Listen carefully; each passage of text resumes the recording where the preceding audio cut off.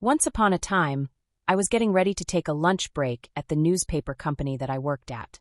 It was the year 2008 or 2009. I don't remember for sure. As I was heading on my way to clock out, I was stopped by a male coworker. We will call him Mister Goody Two Shoes. He asked me if I wanted to go to McDonald's for lunch.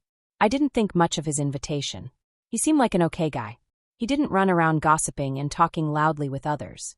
He just stayed at his machine all day, listening to his headphones, staying to himself, and minding his business. Oh, how nice of him to offer me a ride. I thought to myself. At this time gas prices was going up, and the economy was a mess.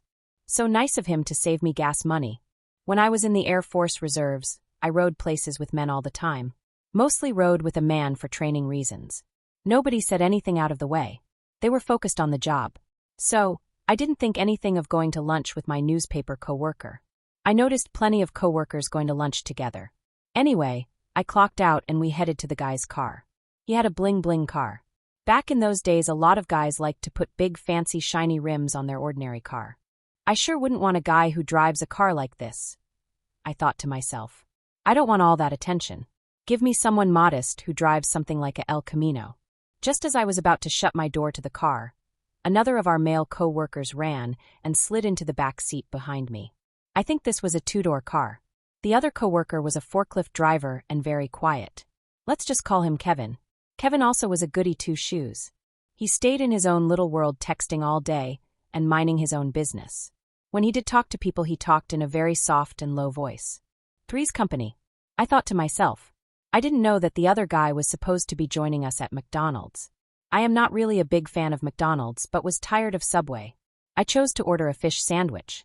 Before I could reach for my wallet in my purse, Mr. Goody Two Shoes quickly reached for his wallet to pay for my lunch. Whoa! I thought to myself, surprised. I didn't know this was a date. After we got our food and went to sit down at a table, Goody Two Shoes sat directly across from me and Kevin sat to his left. We engaged in casual chit-chat for a while. At some point I mentioned that we ain't gonna have nowhere to work if everything is getting taken over by technology. A lot of newspapers had already gone strictly online, and I felt like our company was on borrowed time. Women always have somewhere to work. Goody Two Shoes said with a smirk. You can work at the strip club. I would come to pay to see you strip. I would love to see you strip. I was shocked to hear such a thing. I glanced at Kevin, who did not react to the statement. He just remained with his typical neutral expression. I couldn't believe Goody Two Shoes said such a thing to me, especially in front of our co-worker. What have I gotten myself into now? I thought to myself. What is up with the strip club jokes? My ex used to make strip club jokes to me all the time. Do you know my ex? I wondered. Do I look like a stripper or something? I try to dress conservatively, yet I receive comments like this. Am I going to have to walk back to work? I wondered. I am not sure how to get back there. Gotta play it cool and get back safely. I thought to myself. I did not respond to his comment. Just looked shocked and speechless. I also felt annoyed and angry. If I had driven myself, I would have been able to speak my mind freely about his comment. Anyway, I made it back safely to work. After this incident, I realized that I was not in Kansas anymore and had to adjust to reality. For now on, I am not going anywhere with a man unless I absolutely have to. Just can't trust anybody anymore.